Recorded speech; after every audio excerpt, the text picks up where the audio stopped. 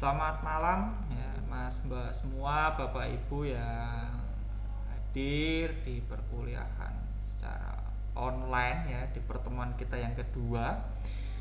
Semoga suara saya ini terdengar dengan jelas ya, karena ini adalah sebetulnya live delay ya, karena kebetulan saya nanti ada agenda yang tidak bisa saya tinggalkan. Nanti ke depan juga seperti ini, jika saya memang bisa mengisi di jam tersebut, nanti saya akan bisa bertatap muka secara live ya, bukan live delay. Kalau ini live delay, tapi kalau saya sedang berhalangan nanti modelnya live delay. Jadi ini akan tayang setiap hari Jumat jam 7 malam ya, karena sesuai dengan jadwal perkuliahannya. Jadi nanti untuk absensi dan lain-lain nanti bisa menyesuaikan sesuai dengan jam yang ada. Nah, jadi di pertemuan ini nanti kita akan melanjutkan pertemuan kita yang lalu ya, karena kita awalnya mempelajari tentang konsep dari web itu sendiri. Web itu seperti apa sudah kita pelajari semua. Nah, sekarang kita akan belajar tentang HTML dan PHP. Nah, apa itu sebetulnya HTML ya? HTML itu sebetulnya dia sebuah bahasa pemrograman ya, untuk menampilkan sebuah website. Mungkin kalau kita tahu bagaimana kita membuat sebuah program ya, aplikasi website, itu mungkin kita tahu, wah bagus ya websitenya ya gitu. Wah bagus ya ada warna ini ya, oh bagus ya tata letaknya. Nah, di situ ada peran dari sebuah HTML di dalam dasar dari sebuah website itu sendiri. Nah, sebetulnya di dalam website itu ya, itu di dalamnya ada strukturnya. Jadi ada struktur patenya di situ, jadi tidak bisa membuat struktur sendiri ya, tapi struktur itu sudah struktur yang default lah bahasanya ya, default bagaimana di dalam strukturnya itu ya, itu berisi teks dan simbol ya, berisi teks dan simbol. Nah, teks dan simbol itu juga sudah bukan hanya teks dan simbol biasa, tapi dia sudah standar dari ASCII, American Standard Code for Information Interchange, dan di situ disimpan dalam extension yang namanya HTML. Nah, disitulah kalau kita mungkin tahu pernah membuka sebuah website di belakangnya ada .html, itu berarti dia memang menggunakan core HTML, atau memang dia sengaja menampilkan HTML-nya meski di dalamnya dia menggunakan PHP atau apa. Nah, kenapa ada PHP juga? Nah, PHP itu juga di dalamnya dia akan membantu kinerja dari HTML itu agar website itu pemrosesannya lebih istilahnya dinamis ya, bukan statis. Jadi bisa berubah-ubah, istilahnya berubah sesuai dengan apa yang kita inginkan. Berubah dalam arti bukan berubah sisi tampilan, tapi sisi data di sini. Nah, nanti akan kita pelajari lebih dalam di sana. Nah, sebetulnya elemen struktur dasar dari HTML ya, itu ada yang namanya tag awal yang diikuti isi elemen, kemudian ada tag akhir, dan diikuti termasuk simbol slash ya. Misal sebuah HTML itu juga dapat bersarang di dalam elemen lainnya. Nah, ini contoh struktur HTML. Di sini ada HTML ya, HTML buka, HTML tutup, head ya, head buka, head tutup ya, title buka, title tutup, body buka, body tutup. Nah, ini nanti bagaimana saya akan memberikan tips juga bagaimana biar kita tidak lupa, karena kebanyakan kalau kita sudah jauh berjalan dalam pembuatan source code pembuatan script ini, kita kadang lupa tagnya. Misal kita udah bikin head tapi head tutupnya belum ada. Ini kalau masih 1-2 baris atau 10 baris 20 baris masih kelihatan, tapi kalau sudah ratusan baris ke bawah kita menggunakan framework misal, atau menggunakan template CSS gitu, itu pasti akan bingung kita. Gimana ya yang itu, ada tipsnya. Nah, nanti saat kita sudah bareng-bareng praktikum ya, jadi nanti saya akan ada sesi khusus ya, jadi ada sesi materi, nanti sesi praktikumnya entah itu nanti saya model live atau mungkin saya recording di channel YouTube saya, nanti bisa disaksikan di channel YouTube saya bagaimana triknya agar kita tidak lupa tag HTML itu bisa terbaca dengan baik. Nah, ini yang saya sampaikan tadi. HTML itu defaultnya HTML buka, HTML tutup. Kalau head dia adalah kepala sebelum badan, dieksekusi sebelum tag badan, ya, di atasnya tag body. Nah, di dalam head ini penting, selain title, dia juga ada yang namanya meta. Meta ini mungkin sangat jarang ya, kalau orang yang tidak ngeh atau tidak familiar dengan namanya SEO atau Search Engine Optimization, ya. Meta ini juga setidaknya penting juga dalam kita membuat sebuah website, karena dia berisi informasi dari website tersebut. Website tersebut itu website apa sih gitu. Karena kalau kita tahu SEO itu bagaimana website kita itu bisa terkenal. Terkenal apa? Orang itu misal mengakses website kita, ketikkan apa gitu, dia otomatis langsung muncul di halaman atas gitu. Di halaman paling atas. Kalau kita misal cari apa, itu langsung muncul juga. Nah, itu yang hal yang menarik ya. Kalau kita website kita semakin terkenal, itu website kita semakin banyak orang mengakses, itu kan berarti semakin optimal website kita. Nah, itu. Kemudian di dalamnya itu sebetulnya ada atribut juga. Di tag head itu ada HTTP equip ya, untuk menampilkan dokumen HTML secara otomatis dalam jangka waktu tertentu. Nah, kalau konten itu berisi informasi tentang isi dokumen HTML yang akan dipanggil. Kemudian name, dia atribut merupakan identifikasi dari meta itu sendiri. Tag meta itu satu dokumen HTML dia tuh boleh ada, boleh tidak sebetulnya. Nah, itu saya sampaikan tadi. Jadi banyak yang istilahnya tidak menggunakan meta karena mungkin kurang tahu fungsinya untuk apa, tapi saran saya memang kita harus menggunakan itu, karena itu nanti manfaatnya adalah dalam misal kita menggunakan SEO, Engine Optimization. Kemudian title ya, di sini title, jadi website itu pasti punya judul ya. Kemudian body adalah isi konten dari website tersebut. Kemudian apa itu tag HTML? Tag HTML itu sebetulnya kode-kode dia, kode-kode dalam HTML. Jadi HTML itu sebetulnya memang hasil dari susunan kode dan simbol. Ya, dia bisa membentuk sebuah website yang bagus, website yang menarik itu adalah dari tag HTML dan juga beserta pendukung lain seperti PHP, CSS, ya kan. Responsive website. Nanti kita akan belajar membuat responsive website seperti apa. Ini kita belajar dasarnya dulu. Nah,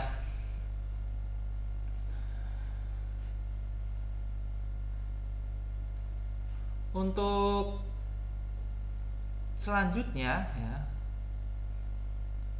tag itu ditandai dengan dituliskan dengan diapit oleh tanda lebih kecil, lebih besar, dan garis miring. Nah, jadi dia diapit oleh itu. Nah, jika dia tidak menggunakan garis miring, maka dia adalah merupakan tag pembuka. Ya, dia adalah tag pembuka.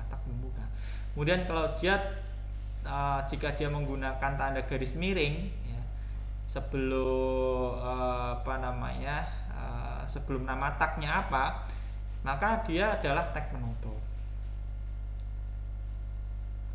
Nah, sebetulnya di dalam tag HTML itu dia bersifat case sensitif ya. Jadi dia itu bisa pakai huruf besar, huruf kecil, atau kombinasi. Namun standarnya adalah huruf kecil. Jadi nanti saya menyarankan kita semua kalau membuat tag HTML adalah menggunakan huruf kecil ya, biar kita tidak bingung gitu dalam pembuatan tag HTML-nya. Nah, ini adalah jenis-jenisnya. Nah, jenis-jenis tag ini menarik juga. Sebenarnya lebih banyak lagi nih jenis-jenisnya, tapi hanya saya tampilkan beberapa. Nanti saya ingin teman-teman bisa mengimprove sendiri, teman mahasiswa bisa mengimprove sendiri tag-tag yang mungkin lebih menarik dari tag ini ya. Karena tag dasar saja. Kemudian yang pertama HTML ya, untuk mendefinisikan sebuah dokumen bahwa itu adalah dokumen HTML. Kemudian body yaitu mendefinisikan body atau isi sebuah dokumen. Ya, jadi mendefinisikan isi dari sebuah dokumen. Kalau H1 ya, sampai H6 ini mendefinisikan ukuran font, size, judul yang besar. Jadi dia lebih ke heading ya, itu heading. Nah Pak, kalau misal tidak pakai heading bisa. Misal pakai P atau pakai tag yang lain, kita bisa customnya itu menggunakan CSS ya, stylingnya di sana nanti. Tapi ini adalah heading secara default, yaitu adalah ukuran size lebih yang judul yang besar sampai ke yang terkecil. Jadi 1 itu besar sampai ke 6 itu yang paling kecil. Heading ini juga bisa diatur nanti dengan CSS, tapi ada defaultnya juga. Kemudian P itu mendefinisikan sebuah paragraf ya, bentuk paragraf itu kita menggunakan P. Kalau BR itu break line atau garis baris baru. HR itu adalah horizontal rule atau pemisah antar bagian atau paragraf. Kemudian OL itu adalah order list, itu penomoran dengan angka atau huruf. Yaitu kalau kita di Word atau di Excel, di Microsoft Office itu kan ada bullet and numbering ya. Nah ini yang numbering, tapi bullet numberingnya dia yang angka dan huruf kalau OL. Kalau UL itu adalah unorder list, jadi dia berupa balut, jadi simbol-simbol ada berupa biasanya bulat simbolnya. Kemudian kalau LI itu adalah isinya ya, isi data dalam list itu tadi. LI ya, dia I itu adalah italic atau mungkin di Word Excel sama italic, itu adalah garis miring ya, huruf miring. Kalau B itu bold, dia huruf besar, huruf tebal ya. Dan U itu adalah underline atau huruf bergaris bawah. Kalau sub itu adalah subscript, contohnya ini X2 tapi yang di bawah ya. Kemudian kalau superscript ya, dia adalah ya misalnya pangkat ya, pangkat 2 itu. Kemudian IMG ya, itu menampilkan gambar ya, jadi menggunakan gambar menggunakan IMG. Kalau marque untuk tulisan bergerak, misal kayak running tag ya, running tag. Kemudian kalau tabel ya, itu menggunakan tabel ini typo ya, harusnya ada tag penutupnya, nanti saya perbaiki saat saya upload di disiapkan. Nah ini contoh implementasinya ya, ini sudah saya berikan contoh untuk membuat tag HTML, nanti bisa dicoba. Nah tapi kalau belum tahu cara mencobanya, nah, karena kita harus memiliki web server ya. Web server itu kalau biasa kita pakai adalah XAMPP ya, XAMPP lah. Nanti kita ada pertemuan sendiri ya, nanti kita mempelajari tentang web server ya, bagaimana kita membuat web server. Web server itu memang sangat penting di dalam menjalankan sebuah website. Ini saya contohkan, di sini ada HTML, head, ada title ya, body, ini ada pakai H2 ya, P, ada B, ada U, masih banyak lagi. Nah kalau kita buka di browser, kita menggunakan Google Chrome, itu tampilannya adalah seperti ini ya. Nah, ini contohnya, ini yang hasil H ya, H2, kemudian ini adalah bold, ini adalah underline, ini adalah P.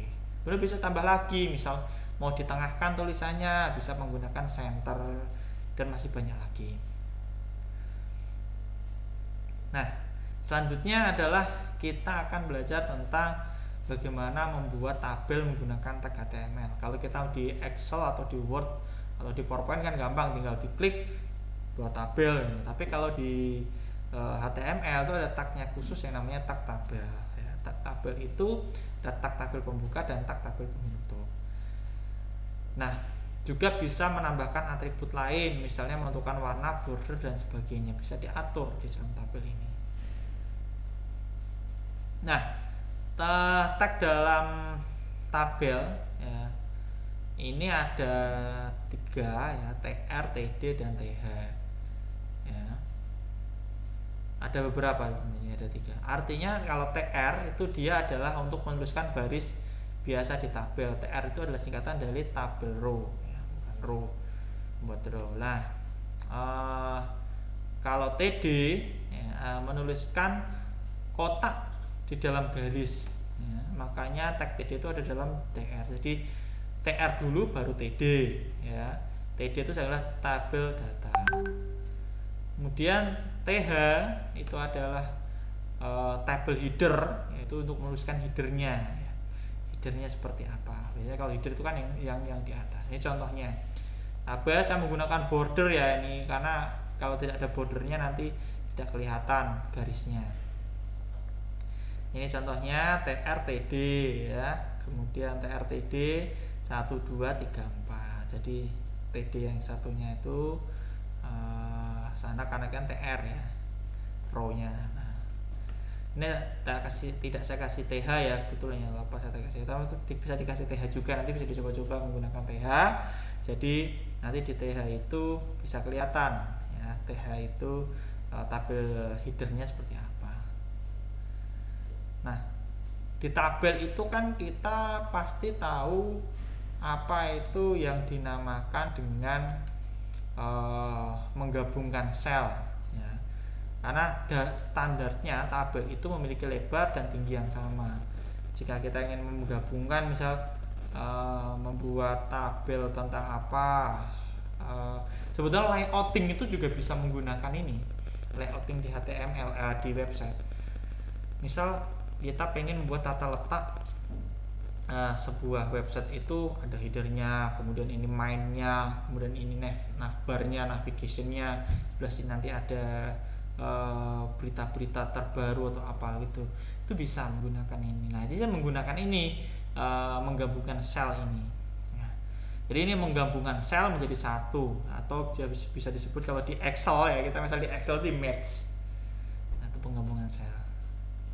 Nah, seperti apa ya. Lalu ada 2 kan, yang pertama adalah row span atau secara vertikal, nanti yang kedua adalah call span secara horizontal. Kalau row span itu contohnya seperti ini. Tadi kan 1 2 3 4 ya kan? Karena saya ingin menggabungkan TD-nya ya, apa yang sebelah sini pengen saya gabungkan, itu saya kasih row span aja. Jadi atas bawahnya jadi 1. Kemudian ini adalah row span ya. Tabel HTML di bawah ini sel-sel kolom pertama akan digabung. Jadi tabel HTML di bawah ya, di bawah digabung. Kalau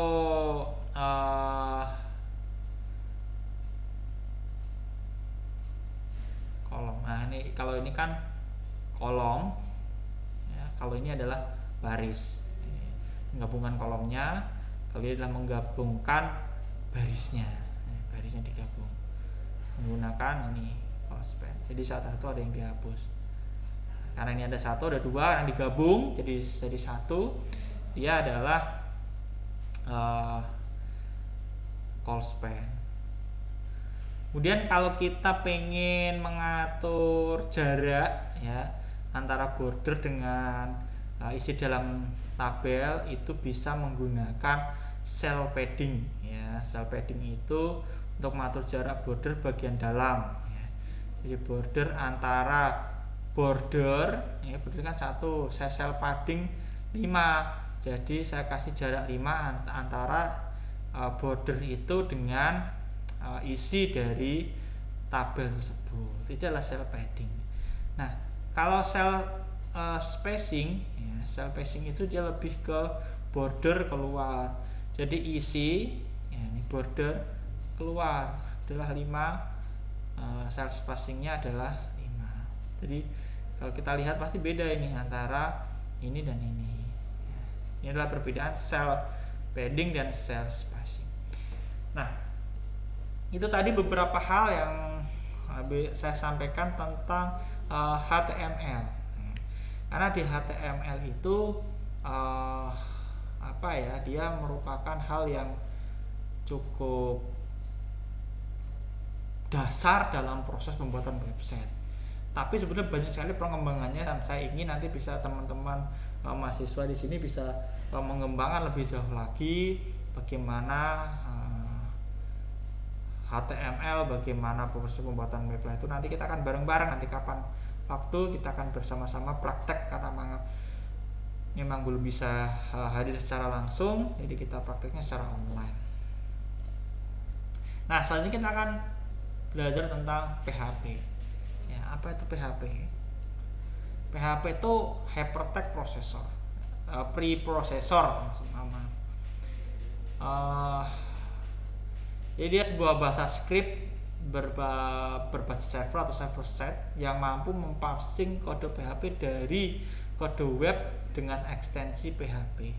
Jadi menghasilkan tampilan yang dinamis di sisi klien. Jadi tidak statis.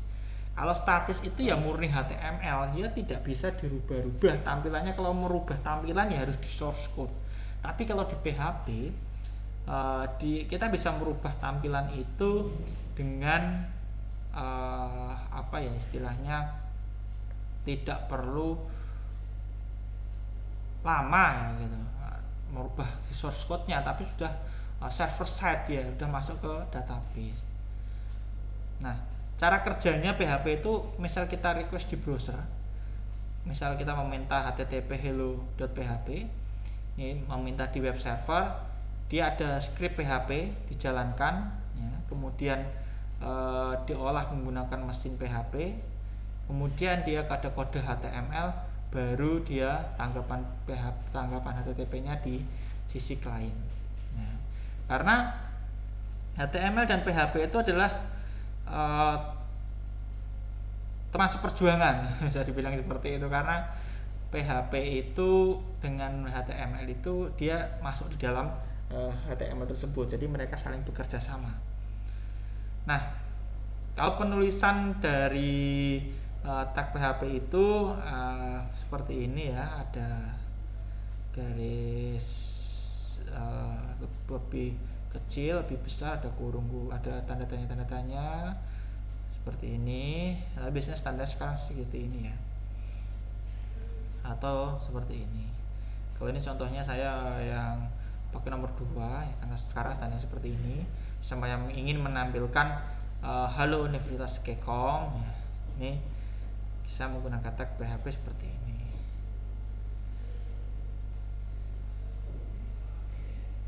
Nah, tentang selanjutnya adalah dasar pemrograman PHP. Itu ada data, konstanta, dan variabel. Nah, kalau data itu tipe dasar data di PHP itu ada 3, yaitu integer, double, dan string ya. Jadi integer itu dia untuk data yang berupa bilangan bulat ya. Kalau double itu ada yang koma-komanya, kemudian string itu dia berupa karakter. Nah, misalnya ini, jadi kalau di variabel itu tanda pengenalnya adalah dolar ya, contohnya nama, umur ya, gaji. Kemudian konstantanya itu didefinisikan ya, misal define nama konstantanya apa, nilai konstantanya berapa, misal define PHI ya, 3,14 ya, define judul laporan penjualan, contohnya seperti itu. Nah, di dalam PHP ini nanti sebetulnya pengembangannya akan banyak sekali ya di dalam PHP. Jadi PHP itu tidak hanya sekedar kita membuat website langsung kita pakai jadi bisa digunakan dengan baik, tapi di dalam PHP itu memang hal yang sangat penting ya di dalam HTML. Nah, di dalam PHP juga nanti kita akan di pemrograman web ini, maksudnya kita akan belajar tentang bagaimana web itu bisa berjalan dan memiliki database. Nah, itu nanti kita akan mengarahkan ke sana juga.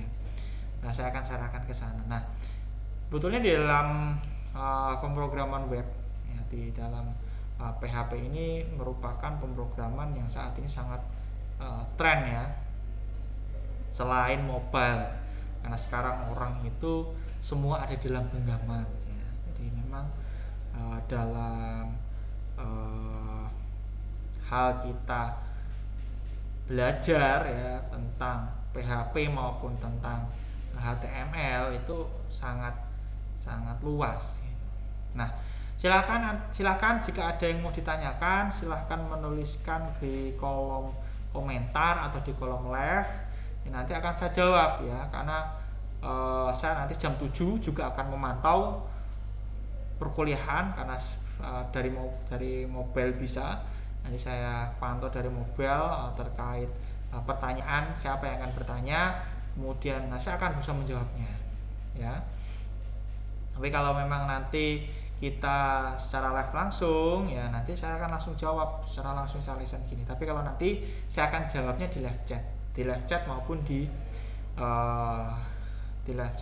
di kolom komentar lah. Nanti harapannya ke depan apa sih Pak outputnya nanti dalam perkuliahan ini ya? Harapannya nanti Mas semua teman-teman mahasiswa di Universitas Telkom ini bisa membuat website sederhana lah, paling tidak nanti website mungkin dari, misal saya pengen punya website ini Pak, silahkan. Kalau hosting, cari mabisnya ke hosting, itu nanti bisa langganan hosting juga ya, bagaimana hosting itu bisa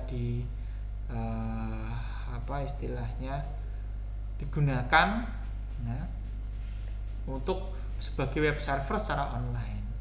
Nah, Pak, kenapa kok materinya mungkin saya dibuat seperti ini Pak? Karena memang saya ingin mengakomodir antara teman-teman di TI dan di komputerisasi akuntansi D3 maupun D4 ya. Jadi memang di sini sebetulnya di pertemuan ke depan ya, saya akan lebih mengembangkan lagi. Meski ke depan itu sebetulnya kita akan membahas tentang CSS ya, tapi akan saya perdalam lagi untuk HTML ya, untuk PHP ya, biar PHP nanti lebih kuat ya di dalam PHP-nya dulu. Nanti bagaimana kita belajar tentang operator aritmatika ya, kemudian bagaimana kita bisa mengetahui proses dari website itu bisa memiliki misal membuat kalkulator sederhana dengan PHP misalnya gitu, itu bisa ya. Nah, itu nanti masuknya ke JavaScript juga, kita bisa pakai JavaScript, banyak sekali ya nanti yang kita bahas. Jadi sebetulnya di dalam mata kuliah ini sebetulnya kita mencakup banyak hal sebetulnya, ada di database, ada di perancangan sistem, kita masukkan jadi satu agar kesederhanaan dari sebuah materi ini bisa mengakomodir dari semua sektor ya. Karena kita misal belajar website aja tapi kita tidak belajar tentang web servernya ya tidak bisa, karena web server itu adalah core-nya. Web server itu dia tidak bisa berjalan sendiri kalau tidak ada websitenya. Sama, website juga tidak ada bisa berjalan sendiri kalau tidak ada web servernya. Nah, bagaimana cara kita untuk istilahnya mengetahui, oh saya sudah bisa nih membuat codingnya, scriptnya, tapi mabisnya gimana? Lah itu nanti kita belajar bagaimana cara kita menginstalasi web servernya. Mungkin saya sisipkan di pertemuan depan mungkin ya, bagaimana kita menginstal web server agar kita nanti bisa bersama-sama praktek. Nanti saya akan live coding juga agar teman-teman di sini semua tahu bagaimana kalau membuat website sederhana dengan thumbnail sederhana juga. Nah, saya di sini akan mengakomodir teman-teman yang mungkin di sini sudah ada yang expert nih, expert di website ya, mohon maaf kalau ini harus mengulang gitu. Tapi saya melihat mungkin ada teman-teman yang baru pertama kali website itu apa, website itu buatnya seperti apa sih gitu. Nah, itu ini untuk mengakomodir teman-teman yang memiliki pertanyaan seperti itu. Tapi kalau teman-teman yang sudah paham, sudah tahu bahwa tentang website itu apa ya, mungkin ini sebagai reminder aja, mengingatkan kayak gitu. Tapi kalau yang belum ya semoga nanti bisa paham. Nah, silakan ditanyakan kalau ada pertanyaan, nanti saya sampaikan juga di dalam perkuliahan. Jadi kalau ada pertanyaan, kalau enggak mungkin nanti bisa absen satu-satu di kolom live chat ya. Nanti saat live chatnya berjalan, saya akan melihat teman-teman yang di sini yang sudah melihat ya, pertemuan di malam hari ini ya. Jadi tentang PHP, tentang HTML memang saya akan membahas jalur yang lebih panjang lagi, karena tentang HTML ya, tentang PHP itu mungkin sudah ada yang paham, ada yang mungkin masih awam gitu tentang HTML maupun PHP. Tapi ini perlu dipelajari ya, karena hal ini hal yang sangat penting dalam proses pengembangan web ya. Nanti saya akan mengajarkan semua dari tadi dasar, dari kita akan belajar HTML, PHP ya, kita belajar semua. Kemudian nanti kita akan membuat web server seperti apa, kemudian nanti kita akan belajar stylingnya seperti apa, kemudian kita akan belajar tentang JavaScript ya, JavaScriptnya itu seperti apa, kemudian juga kita akan belajar tentang bootstrapnya ya. Mungkin JavaScript nanti JavaScript sederhana lah ya. Selanjutnya nanti akan belajar tentang bootstrap itu dia lebih ke responsif websitenya ya, responsif website itu nantilah yang akan kita buat ya, web itu bisa semenarik mungkin. Apa yang dimaksud dengan responsif website itu? Nanti website yang bisa dibuka di semua perangkat, bisa di mobile, bisa di desktop gitu. Misal di laptop itu tampilannya itu tidak semraut, maksudnya semraut itu bahasa Jawa ya, mungkin kalau ada yang tidak tahu bahasa Jawa, tidak beraturan lah, tidak beraturan. Jadi istilahnya dia lebih lebih menarik lah, bisa dibilang seperti itu ya. Website itu bisa lebih menarik. Oke, kalau ada yang ditanyakan silahkan menuliskan di kolom live chat, sambil nanti absensi juga di kolom live chat. Kalau kemarin saya lihat itu malah kebanyakan teman-teman dari D3 atau D4 akuntansi ya, tapi komputerisasi akuntansi, tapi yang saya belum lihat teman-teman yang di TI. Itu yang bisa saya sampaikan. Terima kasih. Kalau ada yang mau ditanyakan silahkan ditanyakan. Saya akan selalu pantau di live chat ya. Jadi saya memang tidak bisa berhadapan langsung dengan komputer karena saya ada agenda. Nanti saya memantau melalui handphone ya. Saya sempat bisa nanti membalas pertanyaan itu akan saya balas. Kemudian nanti jika ada yang istilahnya ada yang ditanyakan, kalau di Siakat ya, misalnya mungkin besok gitu kan, Siakatnya udah kalau di live YouTube kan mungkin di hari yang berjalan ya. Tapi kalau di Siakat itu kan kapanpun bisa bertanya, sharing terkait materi yang nanti akan saya sampaikan. Itu yang bisa saya sampaikan.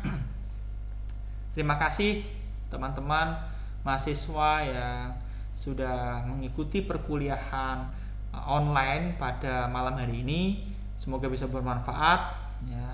Tetap saya berpesan kepada teman-teman semua, mari kita tetap jaga protokol kesehatan agar pandemi ini bisa segera berakhir. Meski memang trennya sudah cukup menurun drastis, tapi jangan lengah karena varian baru masih semakin banyak.